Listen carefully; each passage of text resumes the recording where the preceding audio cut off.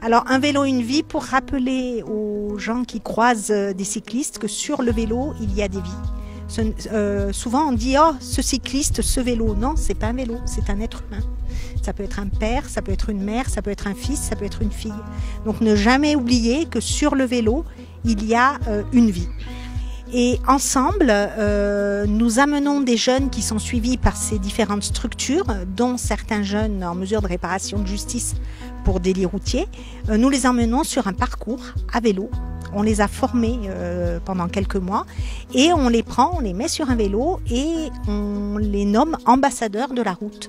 Donc c'est à eux après d'expliquer pourquoi il faut être vigilant. On est là pour leur apporter de l'humain. On est là pour leur apporter aussi, leur montrer que malgré des drames dans la vie, que ce soit pour Doumé, que ce soit pour nous, on peut quand même continuer à avancer et que quand on avance, c'est surtout la rencontre avec les autres qui fait que ce n'est que du bonheur. Nous, ce qu'on a préparé, ce qu'on a essayé de faire avec Françoise pendant 2 mois, c'est les préparer justement à cette circulation à vélo et les habituer à être sur un vélo, qui n'ont pas forcément l'habitude d'avoir cette situation.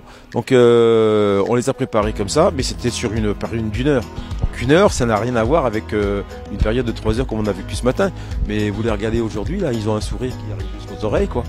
Parce qu'ils ont participé à quelque chose qui était particulier, c'était un partage entre eux. Et puis ça a été une découverte pour... moi j'ai entendu les gamins ce matin qui disaient « Putain, qu'est-ce que c'est beau ici, oh, regarde, il y a un fleuve ici, il y a une rivière ».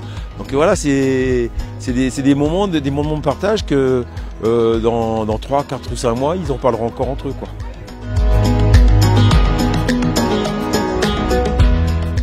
Entouré d'un beau paysage, d'une bonne ambiance collective, du coup on est dans notre monde, on est ailleurs, on va dire, sur notre trône.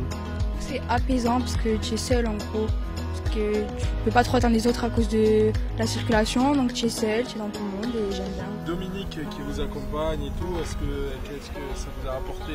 Quand je vois qu'il peut faire tout ça avec une seule jambe, je me dis qu'on peut faire plus nous du coup avec nos 2 jambes et ça en batterie. On voit un grand champion qui est de haut niveau, qui nous accompagne, ça nous motive. On veut faire comme lui et devenir comme lui, on va dire.